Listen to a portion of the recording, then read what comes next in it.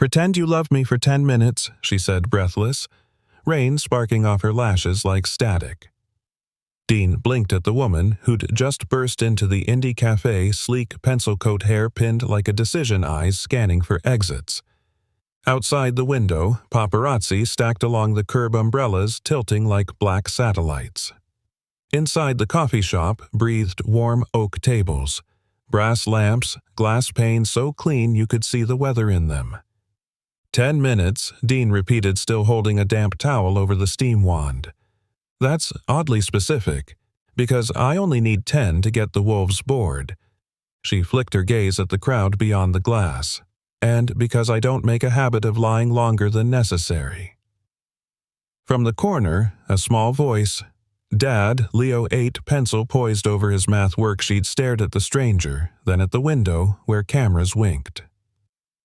"Are we in trouble?" Dean gave Leo the kind of smile that could steady a kite in a storm. "Not today, champ." He set the towel down, glanced at the clock, 5:42 p.m., and the framed sign that said House Policy, no drama, just coffee. Then looked back at the woman. He recognized her from 100 headlines and one particularly vicious morning show segment. Juliet Hart, self-made billionaire, the woman with a company a spine and a rumor she hadn't ordered. "Okay," Dean said. "Ground rules. No touching, that'd make my kid uncomfortable. You'll follow my lead even if it looks ridiculous, and we're stopping at 9 minutes and 59 seconds. For the first time since she crashed through the door, something like amusement crooked the edge of her mouth. "Deal." He stepped into her space with the quiet of someone who'd changed light bulbs on a 12-foot ladder, confident, economical. Dean walked her toward the front where the flashes could get a generous frame, and with a nod to Leo Timer, his son lifted the math book like a clapperboard and said, "And action." Dean reached for a cappuccino tray, a metal shield gleaming under cafe lights. He turned, placing himself between Juliet and the glass. Outside, someone shouted, "Juliet, over here! Who's the guy?" Another yelled a name that wasn't hers. Juliet's shoulders tensed, then settled. Dean angled the tray so the reflections ghosted over the cameras, fracturing their line of sight. To the lenses, it would read as intimacy, a man leaning in conspiratorial. "You're very good at this," Juliet murmured low. "I mop floors," Dean replied. "And trouble." He pointed to the window with his chin. "Tilt your head like you just heard a better story than the one they're selling." She did. The gesture softened her jaw, melted the boardroom steel into something fiercely human. Dean lifted a cup he'd poured earlier, heart-shaped foam still perfect, and pressed it into her hand. "For the photograph you didn't ask for." Her laughter was soft, the kind that runs under a door. "Do you hand out props to all your pretend girlfriends?" "Only the one I'm dating for 9 more minutes," he said, and she almost spilled the foam heart. From the corner, Leo called, "Dad, he's at the door." Dean glanced. Paparazzi had pushed the cafe door an inch. He moved before the hinge could squeal calm as a tide. The tray came up, catching the door with the cool clang of polite steel. "House Policy," he told the photographer at the threshold tone so even it could have been a temperature. "Order or out." "Come on, man," the photographer groaned, rain dripping off his jacket. "She's public interest." "No," Juliet said, stepping to Dean's side, voice clear. "I'm a human being. There's a difference." The door eased shut. Outside, the wall of umbrellas rippled in irritation and then resettled like crows on a wire. Inside, time clicked forward 2 minutes.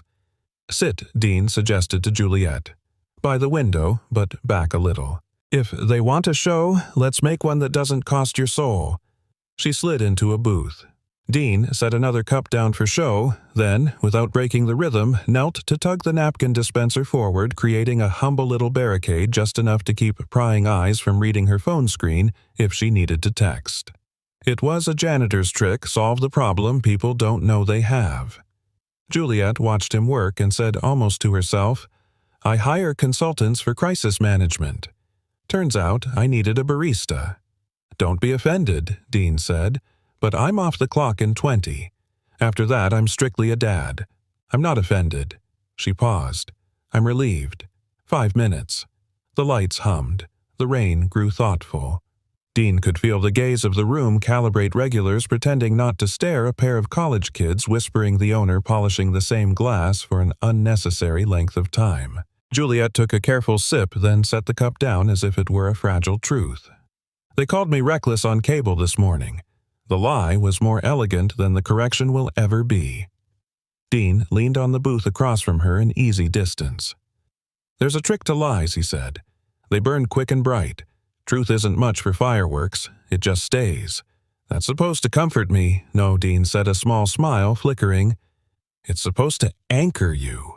She looked at him, really looked. The light skimmed his face, catching the clean stubble, the dimple that appeared only when he wasn't watching himself perform. He didn't have a wolf's eyes or a savior's posture. He had the stance of a man who had learned to ask a mess what it wanted to become. Leo patted over with the soft thud of sneakers. Time check, he announced. We're at 7 minutes. Also, I finished the fractions. Show me. Dean slid over to make room. He put a hand lightly on his son's shoulder. Juliet watched the way he touched, never owning, always assuring. She's seen men sign billion-dollar partnerships with less reverence than this father gave a homework sheet. You're good with him, Juliet said the words out before she could dress them. You make hard things look like everyday things. That's the job, Dean answered. Only job I ever wanted to be great at. Something moved behind her eyes. There it was, the bruise the rumors couldn't name. Juliet caught it fast the way a person snatches a glass before it falls. She glanced at the window. The cameras were still there, but some had wandered off in search of a louder storm. 8 minutes. What's your name? She asked suddenly. Besides, guy who blocks cameras with a coffee tray. Dean Walker. That's Leo, he said, nodding. I'm Juliet. I know, Leo replied, serious as a judge. My grandma watches you on the business channel and yells at the TV when the men interrupt. Juliet laughed again. This time it landed warmer. Tell your grandma I'm fine. I've been interrupted by experts. She'll like that, Leo said and returned to his table. Mission complete. Dean straightened. So, how do you want to exit this scene? Juliet thought for a beat, then surprised both of them. I'll walk out the back. They'll forget me when dinner starts and the city turns its face to neon. But, could you stand in the doorway with the tray until I'm out of the alley? I don't want them getting bold. He picked up the tray, spun it once like a coin catching light. Bold men love a mirror, he said, and tipped his head to the glass. Ready. Ready. She rose, smoothed her coat. Instinct tugged her shoulders back into the precise geometry of command. But as she reached the door, she turned. Dean. Yeah, you didn't ask why I needed this. I didn't need the story to do the decent thing, Dean said. Dignity doesn't ask for a spotlight. It brings its own light. Her throat closed around a reply. The kindness was not noisy. It made space. It made weather. It made a person want to stand differently inside their name. They moved Dean, first tray, up a courteous shield. Juliet, close behind steps, measured chin level. Leo watched from the booth, counting under his breath like a stage manager, 9:30, 9:40, 9:50. They cut through the back corridor, smelling of cinnamon and rainy coats. At the exit, Dean nudged the door with his shoulder and gave the alley a weather report. Clear enough. Juliet slipped into the gray light. The downpour had softened to a drifting mist. Somewhere a siren wrote a thin line across the blocks. Somewhere else, a bus sighed. She paused, turned. Thank you, she said. Not the perfunctory kind, this one carried its own weight, for not making it a transaction. 10 minutes are up, he said gently. You don't owe me anything. Juliet lifted her chin like a vow. Then here's what I owe myself to walk out of here with my head still attached to my heart.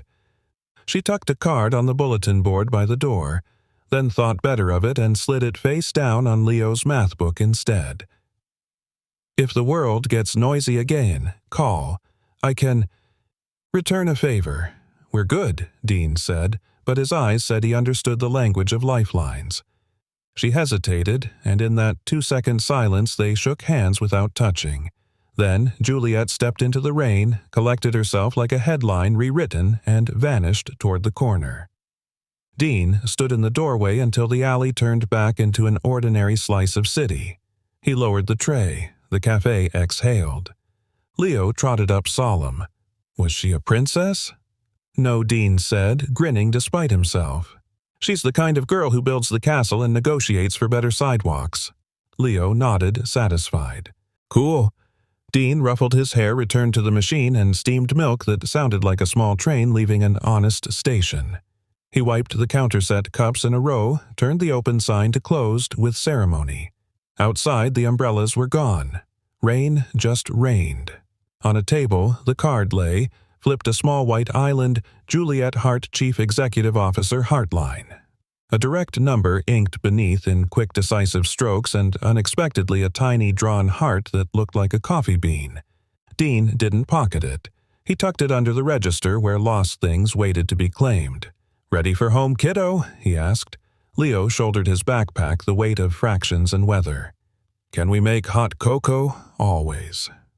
They stepped into the rinsed evening, father and son, the kind of pair the city overlooks until it needs saving. The storm lights shifted to amber. Somewhere downtown, a newsroom slotted a headline, "Juliet Hart Spotted with Mystery Man." In the photo, a coffee tray glinted like a knight's shield. Tomorrow morning, in a glass tower with a skyline view, Juliet would push through the lobby and find that her 10-minute boyfriend mopped the floors of her empire. And neither of them would pretend it meant nothing. Maya Chen tapped her pen once the soft click echoing in the glass-walled boardroom like a gavel. Morning sun climbed the skyline beyond them. The city looked composed as if it had ironed its shirt. Juliet stood at the head of the table with the stillness of someone who knew how to quiet a room. On the screen behind her, a short deck, 3 slides, no drama. Across the table, 2 board members on video, a legal associate, and 1 empty chair waiting for the wild card. Agenda Maya said. "Stabilize optics ahead of the quarterly meeting. Decide a narrative we can live with. Choose the hard way now or the impossible way later." Juliet exhaled through her nose. "Hard way," she said. "Always." The door opened. Dean stepped in hair damp from a downtown walk shirt without the cafe apron, the same careful posture that suggested he'd been the tallest kid in class and never used it to loom. He clocked the polished floor, the glass walls, the insulated quiet, this whole cathedral of money, and found the empty chair without being told. "Mr. Walker," Maya said, rising to shake his hand. "Thank you for coming on short notice." Dean nodded. "I come cheap," he said evenly, "but I don't come careless." Juliet's mouth twitched. Maya's eyes warmed a fraction. They could work with that. She clicked the remote. The next slide was a collage of headlines. Some were false, some were just lazy. All were loud. "Our analysts say the market's not panicking," Maya said, "but the chatter is corrosive. You already know the rules of the modern game. If we don't tell the story, someone sells us theirs." Juliet folded her hands. A silver ring, unadorned, stern, caught the light. "I want a story without varnish," she said. "One that says I'm not auditioning for sainthood. I'm leading a company. On time. Above board." Dean glanced at the window where the city's angles stacked like truths you could stand on. "So, why am I here?" Maya looked to Juliet. Juliet didn't flinch.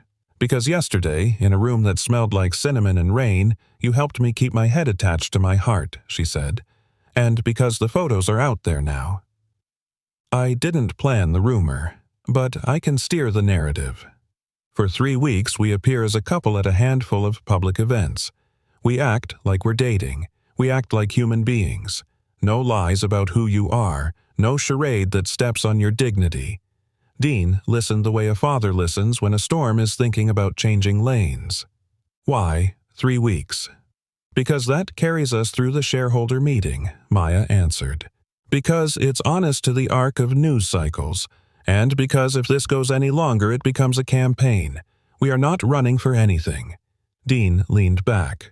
"Ground rules."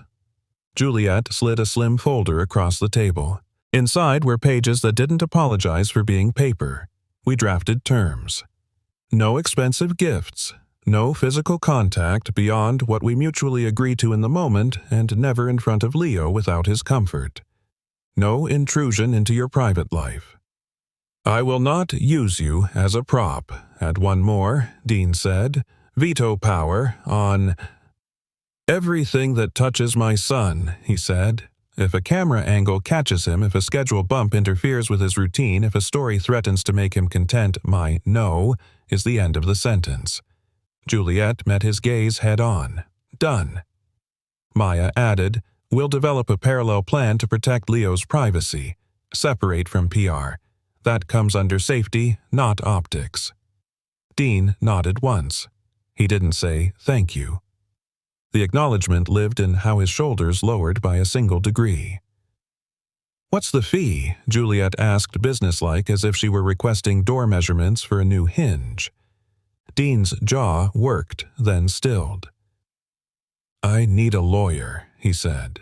Not a cousin who prints forms at cost. A real one. There's a custody review coming. The other party wants more weekends. I want what's best for my boy. That costs retainer money I don't have. Juliet didn't blink. We'll set a transparent payment that reflects work, not power dynamics. It will go to your counsel directly, not through me. Maya was already typing. Third-party trust. Clean line. Full compliance. Dean half smiled.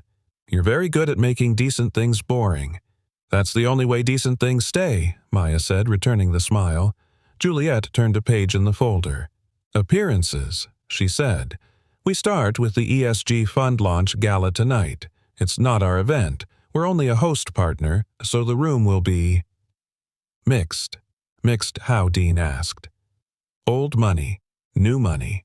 A few true believers, a few wolves in priest collars, Maya said. Smile without surrender.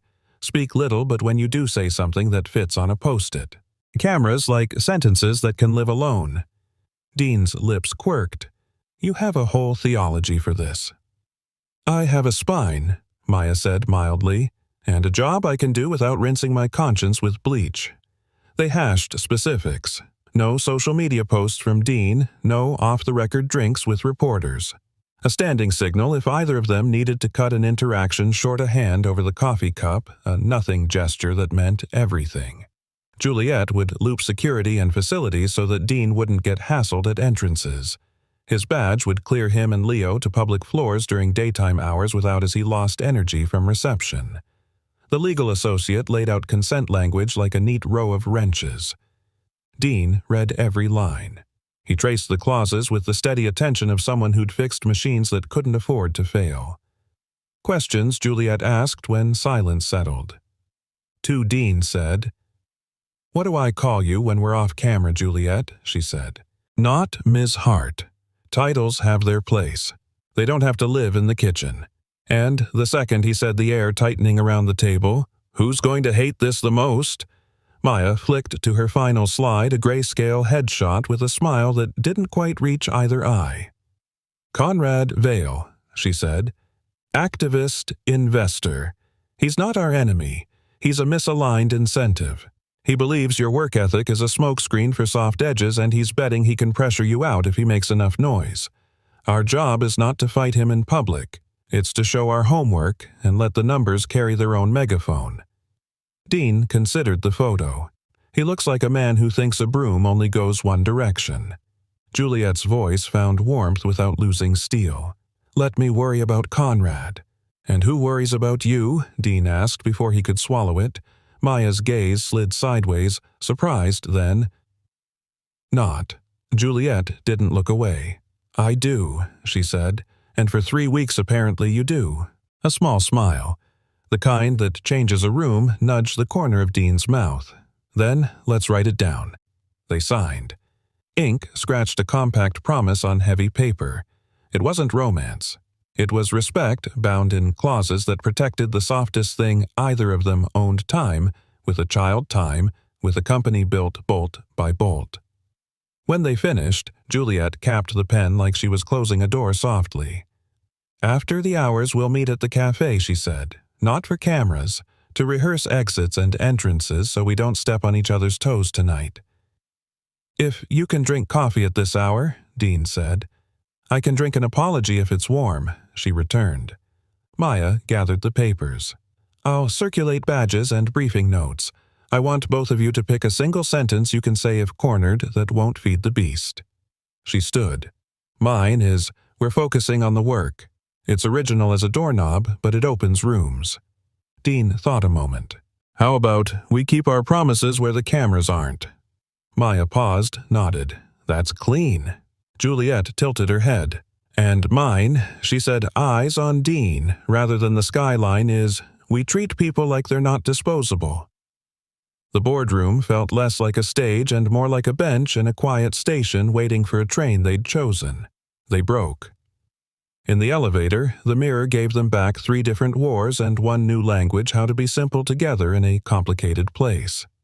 At the lobby, Juliet's assistant offered a garment bag and a schedule printed like a hymn. "See you at the café," Juliet said to Dean, voice low enough to be theirs alone. "After the dinner rush, we'll practice, we won't perform." Dean nodded. "I'll bring the cup. You bring the spine." "I won't leave home without it," she said. The café, after peak hours, wore the gentleness of a room exhaling. Chairs tucked themselves in. The bell over the door chimed like a polite throat clearing. Dean was behind the counter sleeves, rolled the espresso machine sounding like rain on a tin roof. When Juliet walked in dark dress and a garment bag over her shoulder, he raised a hand in greeting the way you greet a neighbor, not a headline. "Stage marks," he said, sliding a pair of coasters onto the floor like taped X's. "This one keeps you angled away from the worst glare. This one keeps me from blocking your face with the tray if I have to block the camera." She set her bag down, stepped onto her mark. "What do we do if someone asks for our origin story? We tell the truth without the obituary," Dean said. "You came in out of the rain. I handed you a cup. We were kind." Juliet repeated it softly, testing the grain of the sentence. "We were kind." He poured her a small latte, nothing photogenic, everything honest. "There's another part to my fee," he said, almost casual. She looked up. "Name it." "You don't say sorry for needing help," he said. "You don't weaponize humility to make other people comfortable." Juliet's smile tilted. "You negotiate like a union, and a chaplain had a son. Best I can do," he said. "You—" "My term," she said. Matching his steadiness is that you tell me if I cross a line. I'm good at running into burning buildings as long as they're made of paperwork. Sometimes I forget humans can catch. "Deal," he said, and they shook on it hands firm. No theater. The bell chimed. Leo struggled through the door with a backpack the size of a bold decision. "We practicing?" he asked, hopeful. "We are," Dean said. "Your stage manager. When I say curtain, you check the alley and the front window and tell me if we're clear." Leo saluted. Juliet crouched to his height. "You're the boss." "Good. Most rooms forget they need one." He considered this gravely. "I accept." They ran the beats once, twice, entrance, pivot, greet, exit, until the choreography felt like decency disguised as habit. At the end, Juliet slipped into her garment bag and emerged the way a lighthouse does, not brighter, just more precise. "Ready?" Dean asked. Juliet looked at them both, father polishing a coffee shield boy with a backpack full of math and courage, and said, "Ready." Leo peered through the glass and gave a solemn thumbs up. Curtain. They stepped into the evening they had chosen toward a ballroom where marble waited to test whether people in good shoes could still stand for something. Tonight would be the first public scene of a story neither of them wanted, but both of them would own. The marble floor gleamed like a chessboard, every square a calculated move. Crystal chandeliers scattered light across silk gowns and sharp tuxedos. The ESG Fund Launch Gala wasn't just an event. It was a theater of influence, and Juliet Hart walked into it with Dean Walker at her side, their pace perfectly in step. "Breathe. Like this is just another Tuesday," Juliet murmured without moving her lips. Dean's gaze swept the room. Familiar habits from janitor shifts in high-security towers. And if Tuesday happens to have more diamonds than oxygen, then we pretend they're rhinestones, she said. Her eyes locked ahead. The cameras caught them instantly. Flashes burst. The slow ripple of recognition spread through the crowd. Dean's suit was borrowed but fit him like he'd earned it. Juliet's emerald dress caught the light like a blade. Together, they looked like a headline that had stopped running long enough to breathe. Then, it happened half a step into the thrum of the gala, Juliet's right heel caught on the edge of the carpet. The faint snap of leather and metal was lost under the music, but she felt it an unmistakable give. Dean's hand shot out, steadying her at the elbow before anyone could see the shift in her balance. His voice was low calm. "Don't look down. Smile." Juliet's jaw tightened. "It's broken. Not tonight it isn't," Dean said. He guided her with the precision of a dance partner to a small recess along the wall just out of the main camera sweep. "Hold here. 2 minutes." From somewhere, a bar tray, an instinct, Dean produced a slim black pouch from his inside pocket. Juliet blinked. "You carry tools to a gala. You carry armor," he said, kneeling to examine the damage. "I carry repairs." The gash in the heel was clean, the pin bent just enough to wobble. Dean's fingers were steady as he retrieved a safety pin and a strip of medical tape from the pouch. He glanced up. "Don't ask why I have this. Some things about janitors are classified." Juliet smirked despite herself. "You're kneeling in a $5,000 tux, fixing a $1,200 heel with 50 cents worth of hardware." "Exactly," Dean said, securing the heel in quick, practiced movements. "Value's not about price tags. It's about whether it holds when it matters." She looked down at him, not as the CEO surveying a problem to be solved, but as a woman seeing someone refuse to let her falter in public. Dean rose smoothly, offered his arm, ready to make the wolves wonder what just happened. Juliet took it, the repaired heel clicking against the marble as if nothing had happened. They moved toward the grand staircase leading into the main ballroom, and Dean leaned closer, his voice a thread only she could hear. "Walk like you own the building, not just the stock." She did. Cameras caught the shimmer of her gown, the unshaken poise, and the man beside her who looked like he belonged there simply because he decided not to be small. Near the entrance to the ballroom, a familiar smirk awaited them. Conrad Vale, his tuxedo sharp enough to cut. He stepped forward just as Juliet reached the top of the stairs. "Evening, Juliet," he said, voice laced with mock courtesy. "I almost didn't recognize you with help."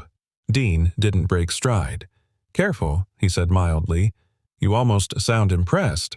Conrad's eyes narrowed, but Juliet's smile was flawless. "Conrad, I hope you'll enjoy the speeches tonight. I hear integrity is making a rare appearance." The flash from a nearby camera froze the moment her poised him, bristling Dean at her side like quiet punctuation that made the sentence land. Inside, the gala swelled with chatter. Waiters glided by with champagne. Dean kept a soft buffer between Juliet and the crowd, intercepting overzealous handshakes and steering her gently toward allies. They stopped at a circle of investors discussing sustainable building practices. Juliet engaged, precise and warm, while Dean stood just behind her shoulder. One of the older investors eyed Dean. "And what's your area of expertise?" Dean didn't flinch. "Maintenance. I make sure things built to last actually last." The man chuckled. "You'd be surprised how rare that is in our world." "I'm learning," Dean said, his gaze drifting back to Juliet, "that it's rare everywhere." Juliet caught the line, her lips curving. She excused herself from the circle, motioning for Dean to follow. "That was good," she murmured. "I wasn't performing," Dean replied. "I was telling the truth." The rest of the evening played out like a script they hadn't rehearsed but somehow knew by heart. When Juliet gave a short toast about ethical growth, Dean stood just inside the frame, not smiling for the cameras but listening. Really. Listening like the words were a blueprint worth following. They made it through the evening without another slip until they reached the valet station outside. Rain had returned, dotting the pavement with silver coins. Dean opened the car door for Juliet, and in the reflection of the black sedan they both saw it. Her repaired heel still holding strong. She looked up at him. "You saved me from a very public fall." Dean shook his head. "You saved yourself. I just gave you a way to keep walking." The driver pulled away from the curb. Juliet glanced out the window at the flashing lights fading behind them. "Dean," she said after a moment, "what you did tonight, it's not something I can put in a contract." "That's fine," he said quietly. The best work doesn't make it into contracts. Her phone buzzed in her clutch. A headline was already circulating Juliet Hart stuns at ESG Gala with